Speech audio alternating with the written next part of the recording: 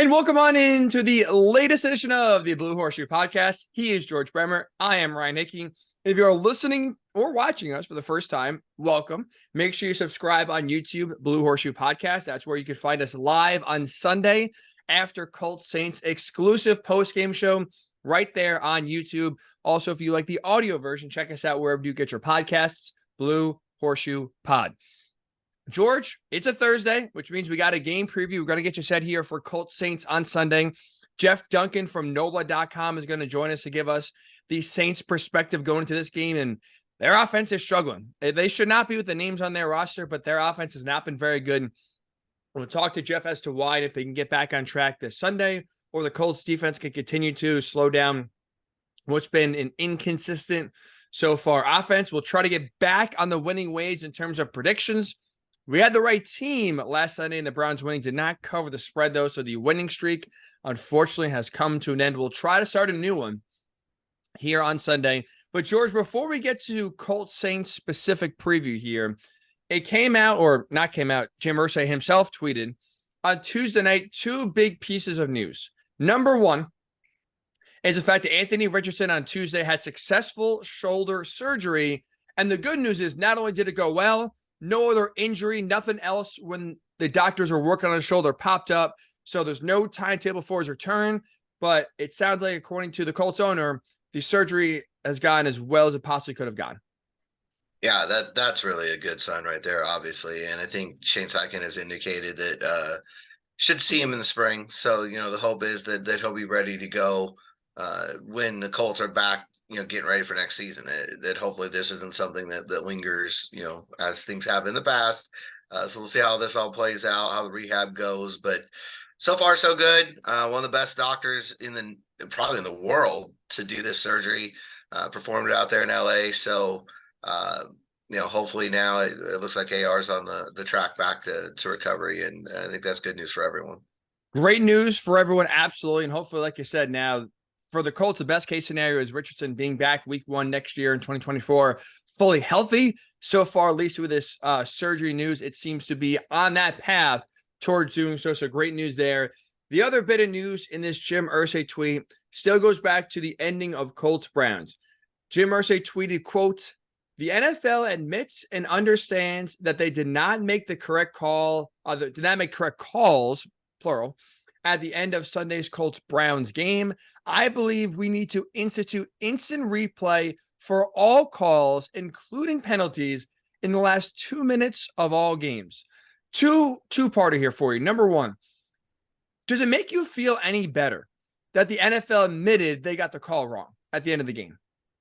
No, it always makes me feel worse when I hear those things because they're not going to change the outcome. So now it's like, guess what? We're admitting that something happened that negatively impacted your game in a massive way. And, sorry about that. Yeah, I'm with you. It does not make me feel any better that the Colts got screwed. I guess the NFL sort of admits it, but like you said, you're not changing the final outcome. We're not redoing the final minute 40 or giving the Colts a win. It doesn't really matter in the end. So then the second part is now going forward to try to prevent another team, or hopefully not the Colts, but maybe prevent the Colts again from getting screwed going forward here. Do you like Irsay's proposal of 2 minutes, kind of like the NBA? Anything now is reviewable and all things are open? I've always been a little bit for that in general, from the standpoint of I just think like the Sky Judge idea that they keep throwing out there is a decent idea. That anything that you get somebody up there like a Gene Steratore, these rules guys now that are on the networks, that they can watch the game in real time, and they can buzz in and say, hey, you know what, this isn't right, in this situation, and overrule something. But I don't think anything, including that, is ever going to get you into a satisfactory situation with calls like the ones at the end of the Colts game. I mean, that's just, there's 16 crews in the NFL right now. And if this one that was there on Sunday threw those two flags, how many of the other 15 would have it's hard to say. I mean, those are judgment calls. And the league's now coming back and saying, sure, they were wrong, in an environment where it really doesn't matter. I think that's important too. And like we just said, like, okay, they come back in a minute, it's wrong, but they're not doing anything about it, in terms of, you haven't heard anything about like the officials being benched this week or anything like that. So there's no outcome from that, you know what I mean? But then also just the nature of those calls. You go through on the replay, and I know, there's people on, it's almost like this is a Pruder film right now on Twitter. There's people going, frame by frame, the fumble happened before the illegal contact, and so this shouldn't have counted. And obviously the second one was uncatchable. I don't think there was any doubt about that in real time. But I guess at the end of the day, the replay review is going to be subject to the same subjectivity that all the other officials are. So there'll be 16 of those as well, theoretically, and you just don't know. There's no guarantee that who's ever watching that replay in the booth on game day is going to come down and say this is conclusive, that flag shouldn't have been thrown. I don't know. I don't feel like it's still going to lead to a satisfactory outcome. I am. Oh, I thought I had a sneeze. Sorry about that. Oh man, that was close.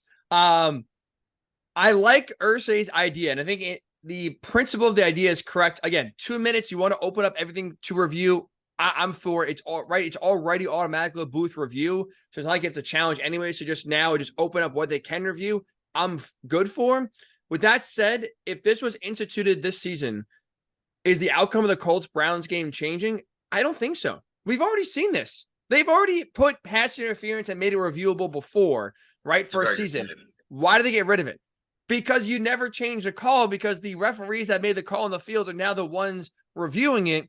And especially in that moment, like even if you go to New York, right? Like they say, okay, you know what? We have a centralized, like the NBA, we have a centralized replay system in New York. And for these kind of calls with 2 minutes left, we're going to go to New York and they're going to be the ones judging it, not the referees that just made the call. And now we're judging their own call on replay if they made the right one.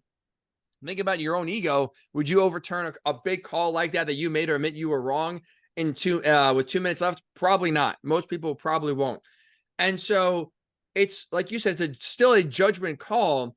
Is in the situation of illegal contact when you could technically, because Darrell Baker Jr. made contact with Amari Cooper, is that call is it obvious enough to where the call is overturned? Probably not. Maybe the pass interference, just because that was so egregious and uncatchable that maybe you could say, you know what, look, the ball's in the first row of the stands. What are we doing here? But could you change it to illegal contact? I mean, Darrell Baker did kind of hold on to his arm a little bit. So you can maybe change the penalty, but still the outcome of the ball moving up and the Browns getting a fresh set of downs could stay.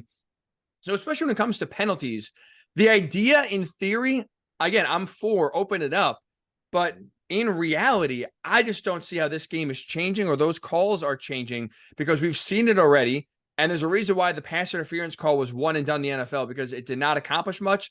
And if anything, it only added more confusion and frustration versus taking it away.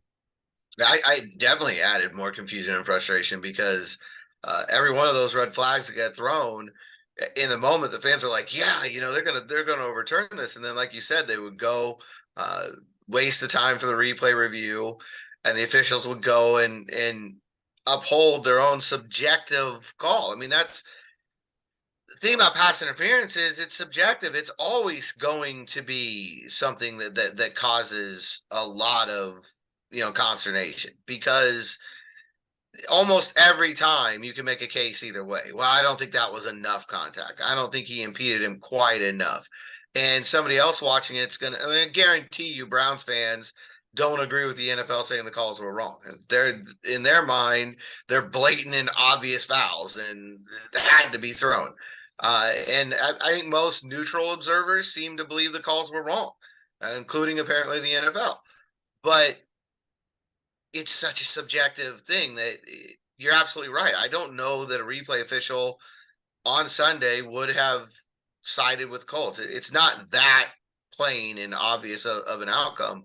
And again, if everything's reviewable on the pass interference call, which is the most obvious of the two, can they change the call? I don't know. That would be an interesting part of that. If they do, it does move the ball to they were at the 8, so I think it would have moved it to the 4 at that time, which maybe the Colts then hold on there since the touchdown was scored by 6 inches. But you're getting into a lot of ifs and buts.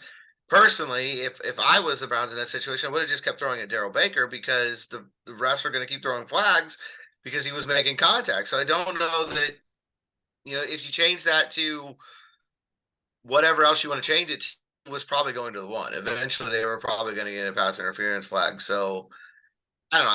To me, I feel like we've gone soft as a society in this instance. I really do. It's one of Wow. I just feel like it doesn't matter what it is. How many times after a big game anymore do you turn on Sports Center and all they're talking about is the officials? And I just feel like when I was back in my day, when we went uphill both ways, we didn't do that though. I just felt like back in the 80s and the early 90s, you understood that was part of the game. The officials make mistakes sometimes too, and you've got to overcome it. That there were 4 turnovers by the Colts before this that they could have prevented. Well, 3 of them before it, 1 of them after. 3 turnovers before this that led to 17 points. The first 2 minutes of the first half where you gift wrap 10 points to the Browns. These were all things that are under control. And the Colts are saying this, to be fair. The Colts are saying that themselves, that they've got to handle it. Doesn't matter what happened in the game. They got to handle their business, not let it get to that point. That used to be the bottom line. That was the way it was. But I feel like the last, 15, 20 years, now it's all about the officials. Always. Anytime there's controversy, anytime there's a call in the last couple minutes of a contest. I mean, case in point, the AFC Championship game last year. That Bengal pushed Patrick Mahomes so far out of bounds that Mahomes was basically in the Bengals sideline. And there was still a week before the Super Bowl. Was this the right call? Should this have happened? Were the Bengals robbed? No, they weren't. It was a dumb decision by a Bengals defender, but I just feel like we have gone so far down that road now that any call in the last couple minutes of a game, it becomes the story. And someone will say it was wrong, whether it was obvious or not. 2 takes on that. Number 1, the replay, I think, has hurt the refs, right? Because now, like, back in your day, quote unquote, at least if the referees made a bad call, there was not 10 replays and 10 different angles to show you. Actually, maybe that's a bad call. Replay Twitter screenshots and that's also true, right? The couch referees now and the armchair refs definitely do not make their job any easier. But also, this is a take I've had for a while, George. I'm curious your thoughts on it. I think there are too many rules in the NFL, meaning. Yes.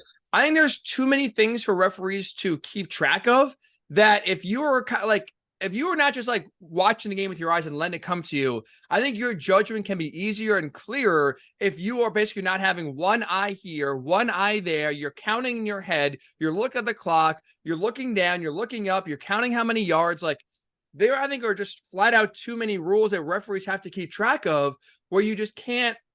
I mean, to use an athlete term, play free and let the game come to you. You're keeping track of too many things. And like anyone, when you have a million things going on and trying to multitask, you can't dedicate your full attention to what you want to do and accomplish and get the best of. If you're doing 4 tasks at the same time, you can't get the most out of all 4 tasks if you're doing it at the same time. I think that's part of what the referees are going through right now. There's too many rules and their brains are working too much during these plays that happen bang, bang. I couldn't agree with that more. That is the rule book is so complex. They add rules every year. They never take any out, but they add rules every year. Look at the catch rule alone. That is such a complicated, crazy rule. And that's one of the rules that are out there. I think that they need to simplify the rule book. I think you need to make it easier to call this game in real time. Roughing the passer. That's after pass interference, maybe even ahead of pass interference. That's probably the most debated call out there because it's another subjective one. But think about all the things they got to be looking for now on that. Did the defender, use his weight to press the quarterback more into the ground? Did he hit him in the right spot? It's gotten out of hand as How far many as that's steps did he take? Is it 1 step? Was it 2 steps? Oh, 2 steps. Oh, we got to throw the flag. So now you're counting steps. As, yeah. like you said, you're looking up to see where the quarterback is hit. It's too much. Did the hand graze his helmet at any point in the, in the process? It's just, and that one, I'd say pass interference and that one are probably the most debated calls because they're both very subjective, and almost immediately, back to your point about the replay, almost immediately you're going to get a replay that whichever team it went against is immediately looking at that replay and saying, there's no way that call was right.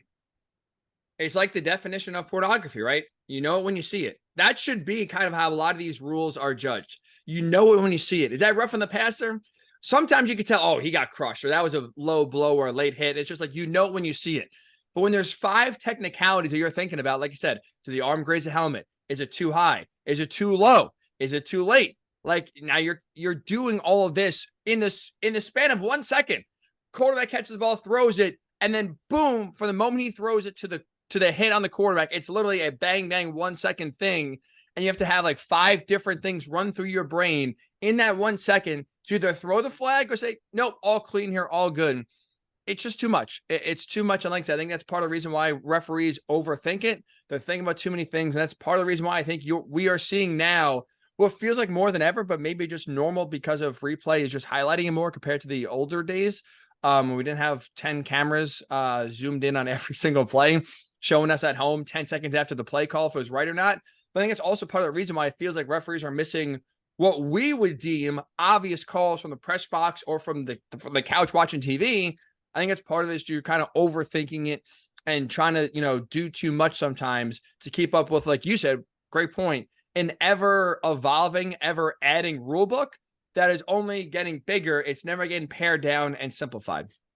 So the referee, I hope, George, we're not talking on Sunday about, again, another questionable / blown call. That's honestly at this point the biggest hope for Sunday's game against the Saints. And right now it seems like going to this game, it's going to be a good test for the Colts defensively as they, or I should say offensively, as they do face another stout, tough Saints defense. Not as good as the Browns, but also still no slouches whatsoever.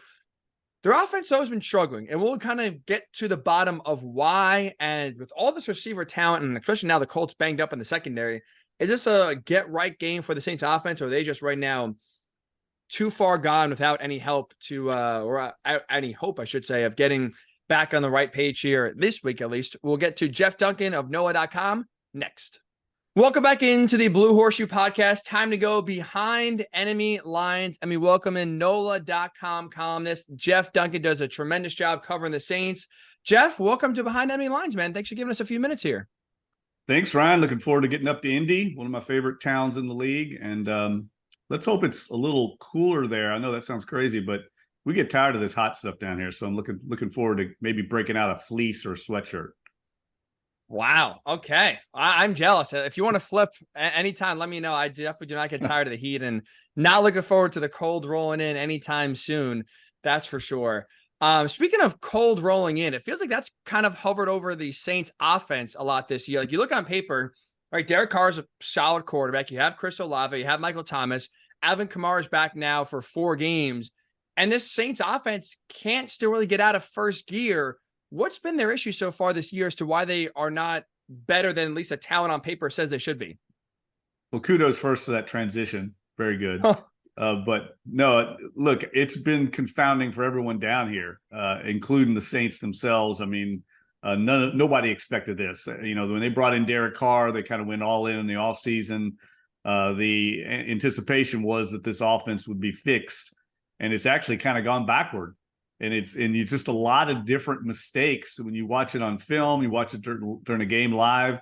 It's not one thing; it's kind of everything. And that's really, I think, the concern is from one play to the next. It's somebody else making an error or an assignment mistake.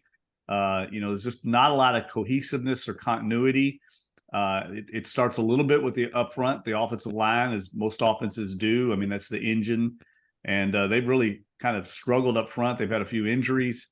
They'll be down probably a guy, their left tackle this week against the Colts. but that's no excuse. I mean, this is a veteran group. They kept the offensive staff pretty much intact this offseason just for this reason, to have continuity, and it just hasn't developed, and they don't look very confident either. And that's, kind of boiled over, if you might have seen during games where there's been some, sideline antics between Derek Carr and his receivers, just a lot of frustration and disappointment that's kind of boiling over right now. And the players have all met this week. We talked to Derek Carr. They've had a lot of Zoom meetings on their own, trying to hash out what's going on. So we'll see if that works this Sunday. One thing, I know it's always tough on Wednesday because that's the worst day for the injury report every week anyway, but that was a long injury report for the Saints yesterday. How concerned is the roster right now about health? Well, it's interesting, George. I mean, the Saints are fairly healthy. They're just banged up. In other words, I think most of those guys are going to play. The guy that's new to this injury report, I think in the last week or so, is Demario Davis. And obviously he's a key guy. Their defensive captain, one of the best linebackers in the league. But he ended up playing again last week after having kind of a nicked up knee. I think he's a guy to watch. And Cam Jordan, the other venerable old veteran on the defensive line, he's been dealing with back issues. And this is what happens, right, guys? I mean, both those guys are in their mid-30s. They never miss a game. I'm telling you, they never miss a game. And it's amazing to see them even on the injury report. But I expect both of them out there on Sunday. But as we all know in this league, I mean, Father Time is undefeated, and eventually, guys in their mid-30s, it's harder to recover. And so I think most of the time, both of them get days off of practice now. They don't really need to be out there to walk through. They've been through the ringer enough. But I think the Saints, for the most part, relatively speaking, are about as healthy as any team in the league. The only one that really might miss it's a true starter now is their tackle Jeff Hurst, and he's been out the last couple of weeks, and they've got Andres Pete, who's been a starter for this team for a number of years, out at left tackle right now. Going back to the offensive struggles, Jeff, it feels like the theme coming out of New Orleans has been miscommunication, right? Where the receivers, Derek Carr, are not on the same page. Like you said, there's been sideline outbursts. Is this, when you look at this matchup, especially, the Colts are very banged up in the secondary, very thin at corner, especially. You have tremendous talent there. Is the miscommunication issue just one of those things where they're close to figuring out and maybe going against a banged up, weaker Colts secondary can kind of get this offense going? Or does it, when you're watching it, are they kind of nowhere near getting on the same page and kind of nowhere near getting to the level that they should right now? Is this like a week away problem or a bigger problem right now for the Saints offense? Well, I would say it's a week away problem, but it's been that way for, several weeks. So that's the concern. But I do think it shouldn't be this hard, right? I mean, you got veteran players. Most of these communication issues are with checks at the line, as you all know. Lots of plays in the NFL have 2 plays when they get to the line of scrimmage. Derek Carr will check into the proper play at the line. That's what veteran quarterbacks do. And it's just not getting relayed properly for whatever reason. Either the receivers aren't picking up on it or it's not being transmitted properly. That seems like that should have been ironed out, frankly, in week 2 or 3, but it's still an issue. And so I don't know how to answer that question. I would think it would be something, it's a week away. You can see the potential in this offense. There's no question about it. There's talent there. And I know there's a lot of people in town, a lot of fans especially, that would like to see them kind of be more creative with play calling. And they've tried to add in a little more motion, some more play action, just some bells and whistles to make it a little more difficult for the opponent to get a beat on what they're doing. I mean, the Saints have been running this same offensive system under Pete Carmichael and Sean Payton since 2006. So, it's been well documented and, well researched by opponents. I mean, they know what the Saints are going to do pretty much. They're not fooling anybody. So I think there's a little, dissatisfaction with the fan base that the rest of the league's going this way and the Saints are still kind of stuck in the mid-2000s. I know late last year, the Saints got a chance to go against Gardner Minshew with the Eagles when he came in there. Mm-hmm. It's obviously a different roster, different season, but what kind of problems were they able to cause for him in that contest? Well, they really shut him down. I mean, that was one of the surprise wins they had all year. And they also shut him down when he played for Jacksonville. So they've got history with Minshew. I was really shocked they won that game last year, even with Minshew. at quarterback. The Eagles were rolling back then, and they completely shut them down. What the Saints do defensively, really, it's nothing special. I mean, they just get very physical. They play a lot of press coverage. They believe in the prototype of big corners, big defensive linemen. Their front lines all like 6'5", so there's a bunch of trees there. They make you throw over the bucket, put it in the bucket, as they say, and then they just like to line up and try and throw receivers off their routes and disrupt the timing and force the quarterback to make that difficult decision in their mind of, well, that guy doesn't look open. Do I throw it? I know it's man to man, but do I want to throw it when the corner's running stride for stride with my receiver? And it's been very effective over the years. They don't let anybody throw for 300 yards against them. I mean, it's very difficult, but it's nothing special other than just getting physical. And look, they'll get called for a defensive pass interference, a defensive holding. They lead the league in those. So, everybody that plays the Saints knows what they do. They get real handsy. And it's kind of like, look, I'm a Louisville guy. So Rick Pitino used to coach defense this way. I mean, they wanted to hand check the whole game because they knew the officials weren't going to call it the whole game. And that's the cost of doing business, is a flag here or there. So I guarantee you that, the Colts coaching staff is going to let the officials know, if they don't already know, hey, give us a call, because the Saints are going to be pushing the envelope. Just what we need, Jeff. More controversy at the end, more pass interference, illegal contact. Last week it was on the Colts defense. Now what we need is more controversy, where if the Saints impede a Colts receiver late in the game. That's what we need this week. Yeah, I saw that. That was unfortunate, man. There was some bad karma there or something. And look, it's going to happen. It also depends on the crew, right? Some crews let you play, some crews don't. Just like basketball, right? You learn early if you can hand check or not. So I think we'll find out early how this crew calls this game, because the Saints aren't going to change. I've talked to them about it. That's the way they play. They're going to live and die with it. So, there'll be some flags, though. That's the way they believe you should play defense. And in this day and age, guys, the whole thing's slanted toward the offense and the passing game. So they have to counter it somehow, and they counter by being physical. Is Chris Olave going to play this week after getting arrested for, speeding, right? 70 to 35? Yeah, he's going to play. I mean, I don't think you face a suspension when it's especially your first offense like that. He will play, but, he's been really up and down in his sophomore year. I mean, he's their leading receiver. He's been catching a lot of balls. Early on, he had some spectacular catches that really kind of broke open close games. That's been something that I think something to watch in this game. I know the Colts have really produced a lot of explosive plays, both in the running game and in the passing attack. And the Saints early on were getting those explosives, and they haven't been getting them lately. I think they thought once Alvin Kamara came back from his 3-game suspension that would really open things up, and it hasn't materialized. And I think the Saints are going to have to get some explosive plays out of Olave, out of Kamara, to keep pace with this Colts offense, because it's been very consistent, even with Gardner Minshew at quarterback.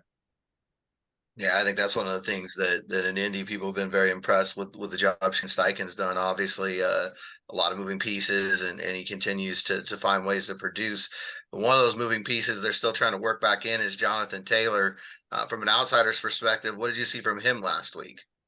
Yeah, I really love Jonathan Taylor. Obviously, he teams up with Zach Moss to give them a great 1-2 punch. I can tell you this, the Saints were extremely high on Taylor in the draft that year. They would have drafted him if the Colts didn't take him where they took him. That was going to be their pick. I mean, they thought he was like a top 5 player in that whole draft. And I think it's bared out the way his career is played. I mean, he's one of these guys that I think is going to be the biggest test the Saints have had on the ground. They're very solid in run defense. Their front seven's very good. Again, there's no like superstars there. They're just played together a long time. DeMario Davis is a battering ram in the middle, and they have their run fits down. They don't give up a lot. So there'll be a big challenge there. This is the best, I think, offensive line the Saints have probably faced. Some really talented players up front. So that's, to me, the key to the Saints game is, can they handle the Colts rushing attack? Because I think passing-wise, they're going to be okay. I think they'll be able to match up with Minshew in the receiving core. It's more a matter of, can you handle the running game? Because as we all know, I mean, if you get the running game going, then everything opens up in the passing attack. So that'll be something to watch. The Saints are a 1-point favorite right now on the road. So let me ask you this, Jeff. The Colts win on Sunday if they can get those explosives on the Saints defense. And then I think the kicking game is going to be big in this game. I mean, Gay's had a great year, big leg. I mean, I could see this coming down to a field goal at the end. So get ready. I think there'll be some dramatics here, but I think if the Colts can get explosives, the Saints are very good at not allowing those for the most part.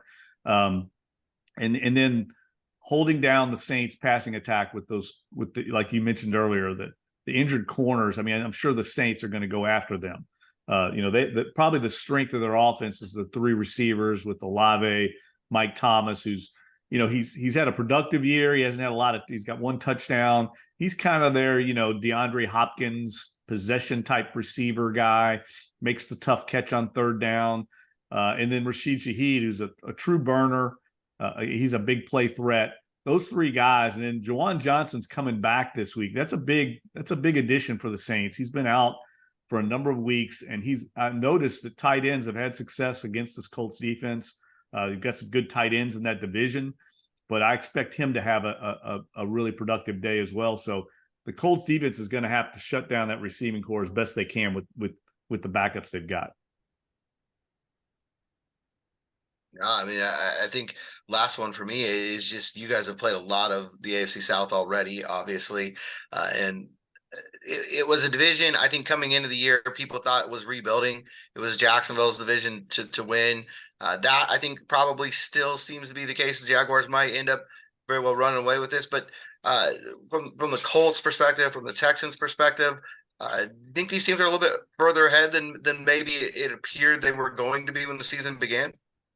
No question. I can tell you when the schedule came out, I think Saints fans in general were looking at the AFC South and thinking, oh, that should be 3 wins on paper, maybe 4 even.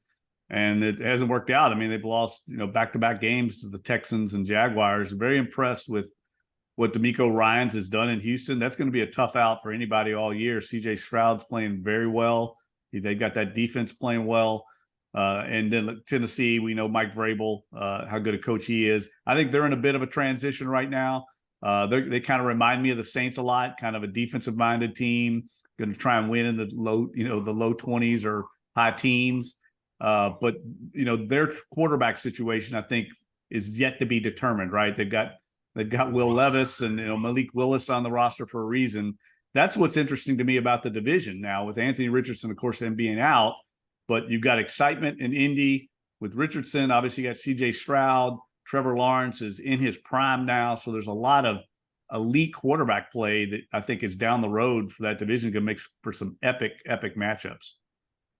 Yeah, it's been a scrappy division, to say the least, so far. And all 4 teams have been tough, without a doubt. And like I said, it sounds like it's catching the league by surprise. So watch out. The AFC South's been a doormat for a while now. They are coming back and roaring back with a vengeance. Jeff, I hope you get your wish. I hope if you bring the fleece this weekend, that you kind of will the cold weather into fruition here and you get kind of the cool off you're looking for. I appreciate you coming on Behind Enemy Lines with us, and enjoy the game on Sunday. Thanks, guys. Enjoyed it. Yeah, I look forward to it. I'll have my fleece on in the press box. Looking forward to it. You'll need it up there, whether it's hot or not. It'll be cold in the press box. That's same guaranteed. As the Superdome, man. It's the same way. We're used to it. Thanks a lot, Jeff. All right, guys. Thank you. Jeff is awesome, George. I do love anytime we're able to talk to Jeff. That brought a tremendous perspective. And let's start here in terms of previewing this Colts Saints game on Sunday with the Colts offense. We kind of asked him how the Colts win this game, and he said basically establishing or having and continuing really the explosive plays in the run game. I think he's 100% right. Like, I look at this game, George, I know we're coming off of Michael Pittman Jr. After the game, talk about not being involved in the offense, then walking it back this week on Wednesday and saying he overreacted, just was a sore loser, and kind of the moment of losing got to him. Usually, we've seen the NFL, if receivers complain about not getting enough targets, usually coaches will then force feed targets down their throat the very next week, and the receiver will be happy. I don't think that should or will be the case this week, George. I feel like this has to be the game where you truly feed JT. At 18 carries on Sunday, this should, And this kind of feels going into this game on Sunday like a 30-ish carry or maybe 30 touch kind of game for Jonathan Taylor if the Colts want to have success on Sunday. Yeah, we'll see. Zach Moss is banged up on the injury report for the first time on Wednesday. We'll see how that develops throughout the week as we're recording this. Thursday practice hasn't happened yet. We'll see where that develops, but that could put even more of the workload on Taylor, obviously. And we talked about it in the postgame pod. We saw some vintage Jonathan Taylor on Sunday. We saw him break off a 24-yard run. We saw him. He's become really, I think one of the things I'm going to write about this week, he's become a part of the passing game, which I think you saw flashes of that, in his first 3 years here. But it just feels like even in the little bit of time that he's been there, it's more extensive now. He's out wide at times. The screen game with him has worked really well. They've broken a couple of those for big plays already. And I think it definitely, to me, this feels like a feed JT game. And honestly, that's how you end up getting the ball to Pittman. You get JT rolling and you get the defense, focused on the run game, and then there is an opening to get that 75-yard slant to Michael Pittman. So I think there's no doubt the Colts have got to find a way to keep getting these explosive plays. Every week I go into it thinking, it's going to be tough this week. They're not going to find a way to do it. After the Browns game, I don't know if I can really fall back on that excuse anymore. I'm with you. They have, that Browns game, I think, has really changed the way you kind of look at this offense because they can make plays happen. And now guys are making plays no matter who's out there on defense. And last week, I'm glad you brought up last week because last week, what did we talk about? We talked about it feels like a game where you have to throw the ball deep and basically use the passing game in order to open up the run game. This feels like the opposite, where it feels like you're going to need the run game to get going here, especially with Jonathan Taylor, to open up the pass game, like you said, and really create one-on-one opportunities for Michael Pittman Jr., Alec Pierce, Josh Downs, to then try to make one guy miss, and then I'll be off to the races and hopefully recreate the explosive plays they were able to make happen last week. And I think part of the reason why, not only with Jonathan Taylor now starting to look like he's back into his 2020, 2021 form again, as a reason why you should feed JT this week, also, Georgia takes the ball out of Gardner Minshew's hands, which, look, he was good passing the ball last week, but also 4 turnovers are an issue. I mean, you're talking about 8 turnovers by Gardner Minshew the last 2 games. Taking the ball out of his hands, definitely right now seems to be against this aggressive Saints defense, seems to be a good, safe, conservative, smart move for this Colts offense to not have what happened last week where you score 38 points, but those 4 turnovers lead you to a loss. Nate Atkins, the Indianapolis Star, had an unbelievable stat the other day in the media room and really just caught us all off guard. So 8 turnovers for Gardner Minshew in the last 2 weeks, which is bad. I mean, anybody understands that. Last year, Matt Ryan was just melting down, a terrible job of protecting the ball. The worst 3-game stretch he had last year was 6 turnovers.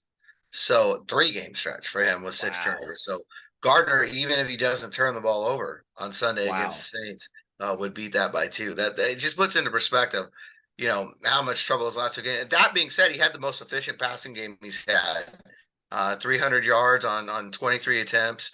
He had 305 yards on 23 attempts. He had, the 2 rushing touchdowns, the 2 passing touchdowns. Craziness with him and Lamar Jackson being the only players to do that. But yeah, I still get compared a lot, though. I guess it's not that crazy. I mean, Minshew and Jackson are basically the same player. But when you look at, this matchup in particular, and Jeff just said it, no one throws for 300 yards on the Saints. I think it's been some ungodly amount of time since anyone's thrown over 270 on them. So, yeah, it's going to have to be an old school run the damn ball kind of philosophy, and the Colts. This is interesting because I don't think they still have really found that identity yet because of all the moving pieces. I asked Sykin on Wednesday, and is this offense still evolving? And he said, yeah, there's still I think he tried to play it into it would be anyway that defenses, you want to stay ahead of the defense. Jeff mentioning that too. The Saints kind of done the same thing since 2006. You want to not fall into tendencies and it's going to evolve anyway. But I think it's been even more than maybe they would plan for it to evolve because every week is a different lineup. Every week somebody's in, somebody's out. There may be no Zach Moss this week, for instance.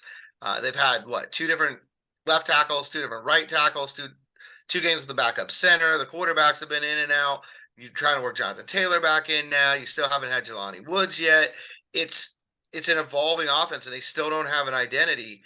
And I think that at times can work against you, but in a game like this, I think it can work for you because now you can just say, hey, we don't have to lean on this, which is what we're known for. We'll go and do whatever it takes to win. And that's what we've seen from them through 7 weeks. I think that's a telltale sign of a good offense too, where you can be like an amoeba almost, change your offense each week depending on what the defense does well and find holes to exploit. Some days it's, some games it's a passing defense. Oh, their secondary stinks. Let's just go attack them. Other times it's, hey, we can run the ball well. Let's attack it here. And I think other times too, the mark of a good coach, George, we kind of saw this on Sunday, is if it ain't broke, don't fix it. I think we see too many times coaches stick to the script and or get paranoid of, oh, we're doing too much of one thing. Let's change it up. If the run game is working, stick with the run game. And you saw the Colts, it was 40, I think, rush attempts off the top of my head. It was in low 40s, and they attempted 27 passes in the game. The run, I don't think you went into Sunday's game against the Browns saying, oh, we're going to be able to run the ball and have success running it.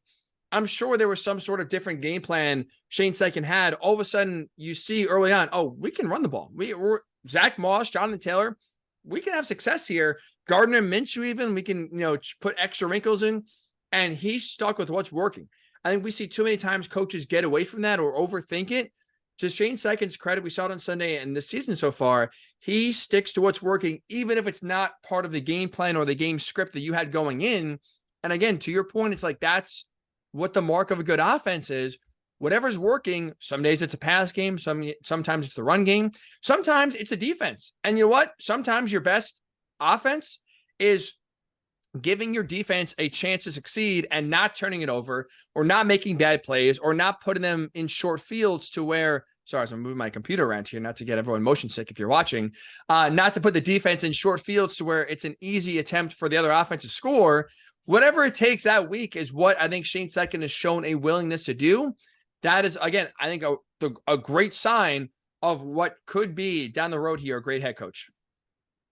Only team in the NFL scored 20 points in every game. I mean, that's still the most amazing stat, I think, this year. And with everything they've gone through, it's, to what you spoke about, that ability to just kind of find that matchup and make it work now. Another big challenge. They all are. Another big challenge on Sunday with the Saints coming in and another really good defense. You got to find a way to get explosive plays against a team that doesn't give them up for the second straight week. But I do think one of the key factors here, one thing they need to carry over from last week is a fast start. We haven't seen a lot of that from the Colts offense. They've kind of eased into games. Houston, they got out there really quick. I think that was a big thing for them. Looking at how the Texans have played, getting those early touchdowns, getting that early lead was very critical down there in Houston. But many games we've seen the Colts kind of take a little bit, 3-4 drives to really get going, almost like a boxing match where you're kind of feeling your opponent out. And then you start throwing the haymakers later once you wear them down. That's been the Colts style, I think, more often than not. And I think last week scored on that first drive. I think scored on the third drive, had 21 points in the first half. Really a fast start for them. Now, granted, they didn't do a lot defensively. You don't want to start the game with a 69-yard touchdown on the other side either. But I do think this could be a bit of a desperate Saints team coming in here. A team, that needs a win. Let's face it, they're the same boat, same record as the Colts, but I think completely different expectations coming into the year. And so this might be one of those games you want to get ahead, put some doubt in their mind, try to push the envelope a little bit. And it's not been an every week thing for the Colts. It was a last week thing for the Colts. See if that can carry over. I like that too, because Jeff kind of hit on it when we were talking about it. Like, tensions are high. You're seeing, the last game the Saints played was on national TV, the Thursday night game against the Jaguars, and Derek Carr's yelling at his receivers. There's a lot of frustration on this offense. We asked Jeff and you heard him talk about it. The talent on this roster, especially on offense, is not equaling right now the output. Like, there's Chris Olave, Michael Thomas, Alvin Kamara, and you heard Jeff say it, 10 out of the 11 guys on offense are healthy. Banged up or nicked up, but healthy, otherwise they're going to play. So there's no excuse right now why the Saints offense has been so inconsistent and not very good. And so I think you're right, where if you jump out to a 7-0 lead, 14-3 lead, like, it feels like it's one of those things that could boil over and the Saints could just self-combust in the first quarter and just kind of lose the game right there. And I think the reverse is also true. If you fall behind 10-0, you Sure. might give them that confidence. They might start to turn things around. So I think first quarter is going to be critical on Sunday. I really do. It's one of those, and I think it's going to be a close game. Vegas obviously does. The Saints are 1-point favorite. They're pick 'em on my app right now. It's however you want to.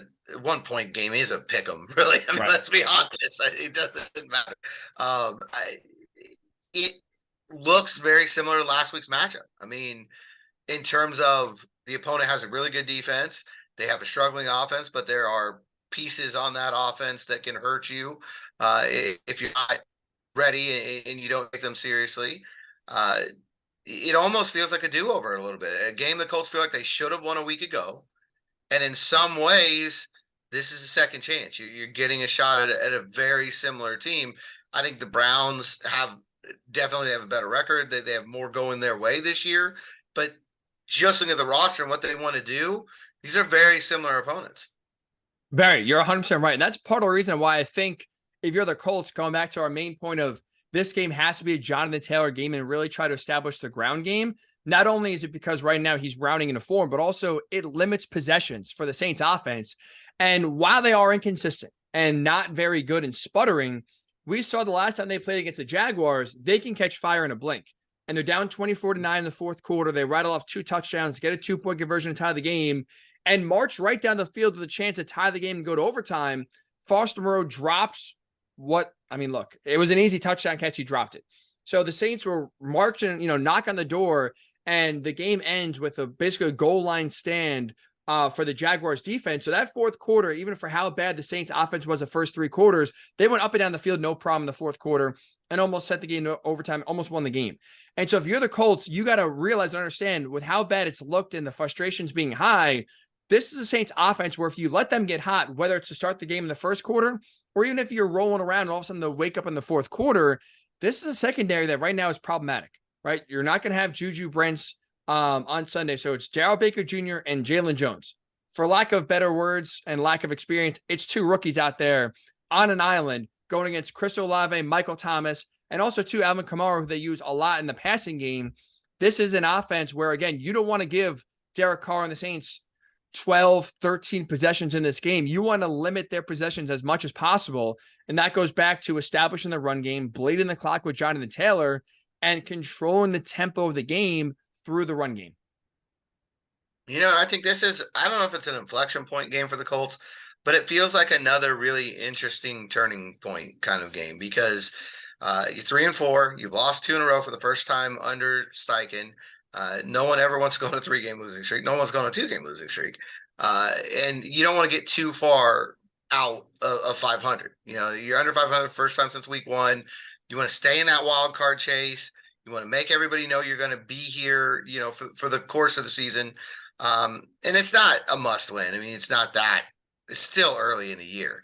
But it does feel like one of those games where if you get this win and you're 4-4, and you have 2 teams coming up with not great records that have not had great seasons, the Panthers and the Patriots, maybe you can get on a little bit of a run, start to make a move, in this wild card situation, maybe even keep some pressure on Jacksonville at the top of the division.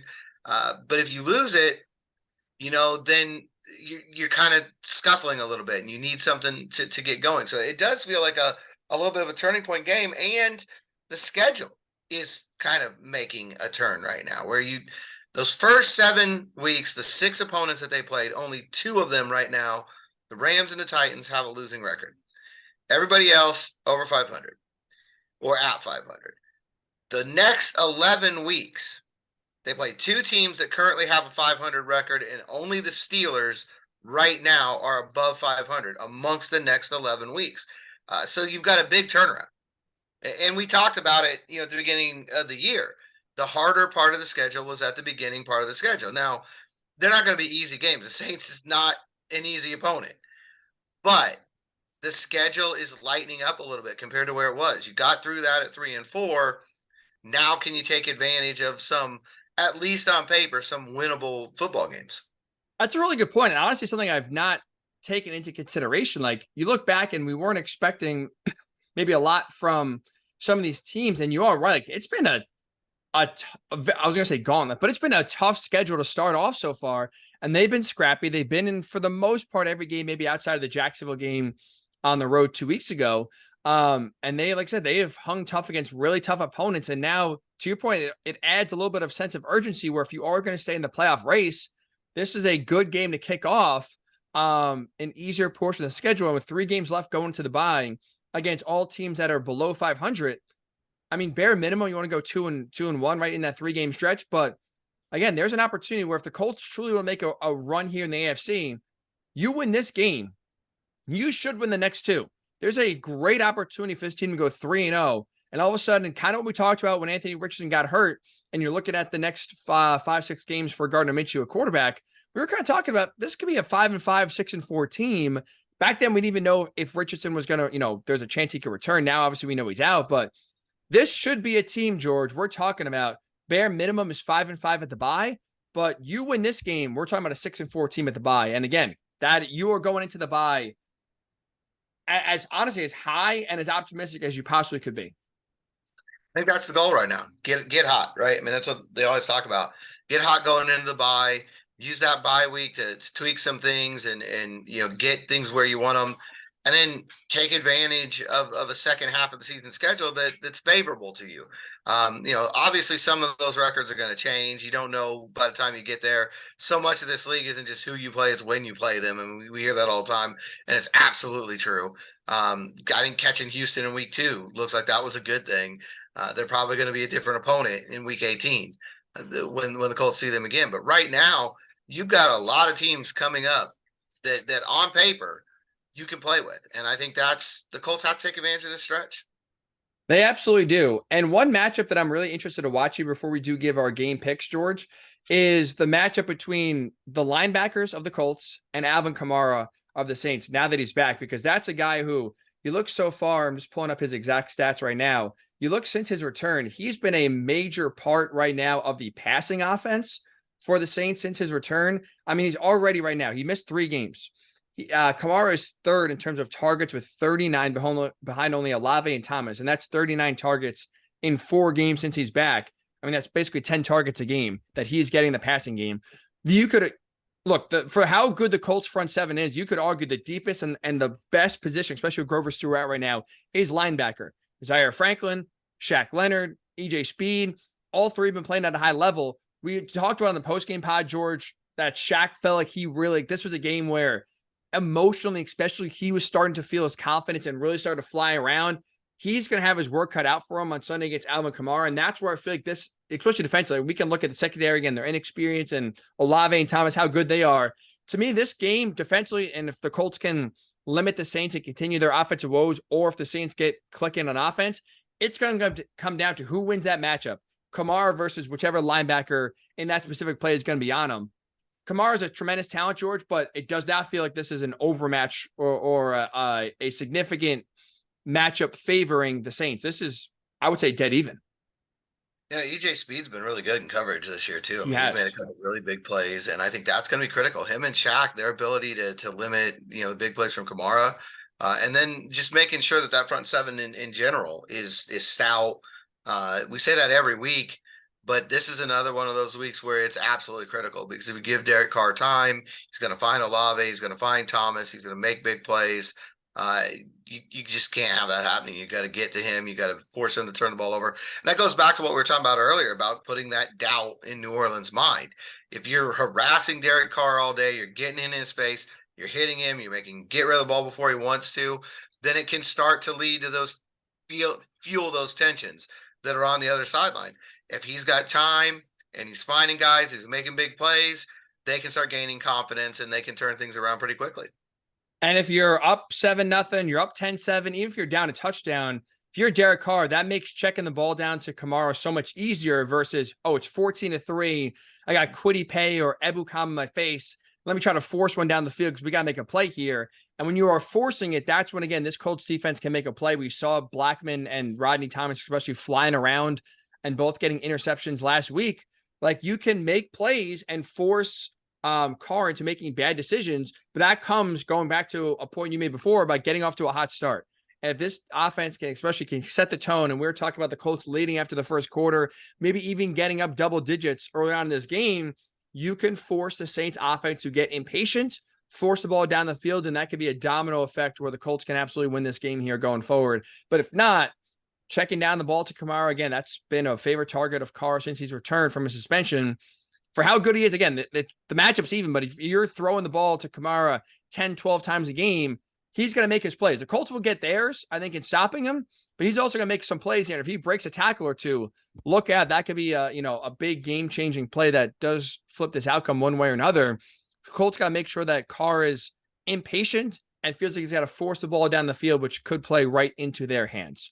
Okay, so we got George, we got screwed last week. Okay, we both picked the Browns to win the game. Unfortunately, we were wrong in the sense that they won, but the spread was 2.5. So even though we picked the right winner, the spread did not hit. So it is technically an L. So the winning the 2-point conversion, man, the 2-point conversion killed us. I heard you from the press box screaming, "Get in the end zone! I need this." The 3-game winning streak is on the line. If the Colts are not going to win, damn it, at least the Browns cover. Could not do both. It was the worst case scenario where we were right on the outcome of the winner, but wrong on the spread. So for the season, George, you dropped to 4-3. I am 3-4. Let's get back on the winning track here. Saints 1-point favorite on the road. The George Bremer official week 8 prediction is. I think it goes back to a lot of things that Jeff was saying. The Colts needed to get those explosive plays, and they seem to find ways to do it every week, no matter who the opponent is. But I think the biggest thing he said is that he thinks it's going to come down to the kicking games. Right now, I'll put my money on Matt Gay in that situation. If this comes down to a kick, I think Matt Gay is going to I think he's going to get the game winner. I'm going to say Indianapolis 27-24. Ooh, okay. A little bit more high scoring. I'm going to go the Colts as well, 24-20. I like that. I do think the Colts will be able to keep their explosive offense going here in week number 8, make some plays, get in the end zone. Tight game, though.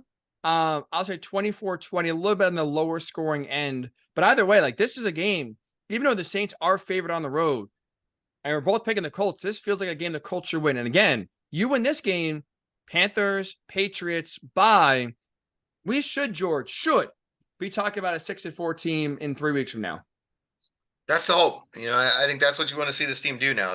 Now's the time to get hot. If you're going to be a wild card team, you're going to be serious about being in that race.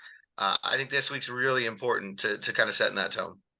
And you look, too, to the final point here, too, Jeff's point about the AFC South. This is the 4th and final opponent these Saints have played right now in the AFC South. They're 1-2, and the one win against the Titans, week 1, they got lucky. I mean, the Tennessee was bad in that game.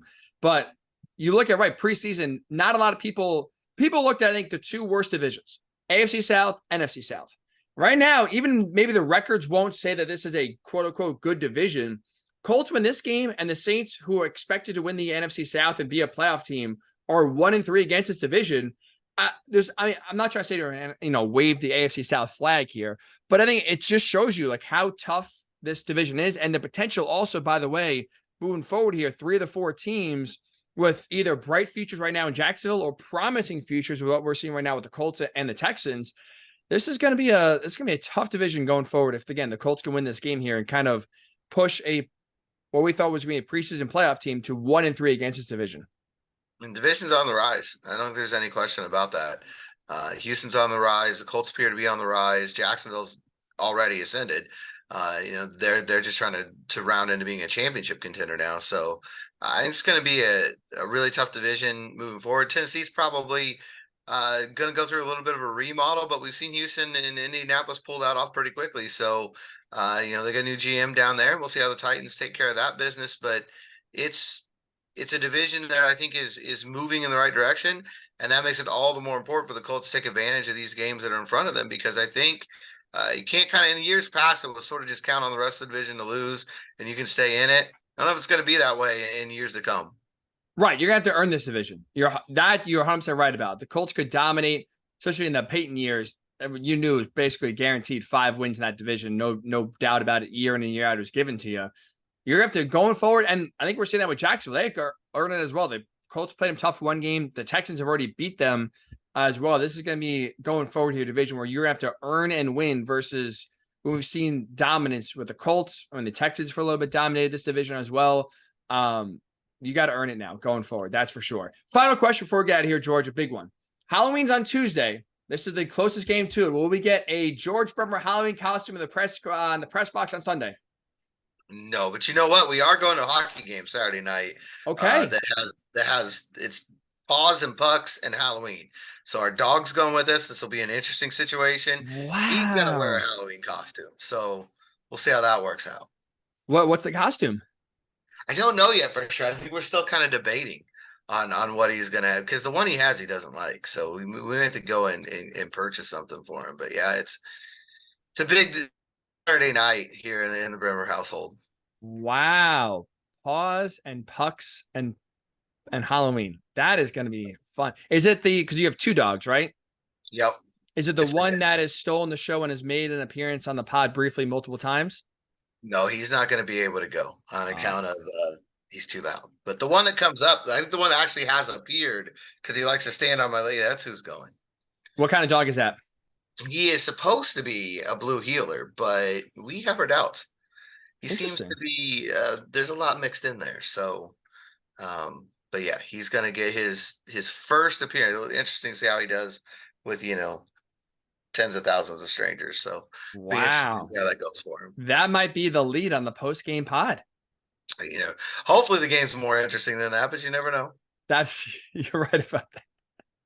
Hopefully we don't get the defensive struggle we picked last week in basically the 2. I think we combined for like 2 total touchdowns in the game for our predictions for Colts Browns, and obviously it was an offensive explosion.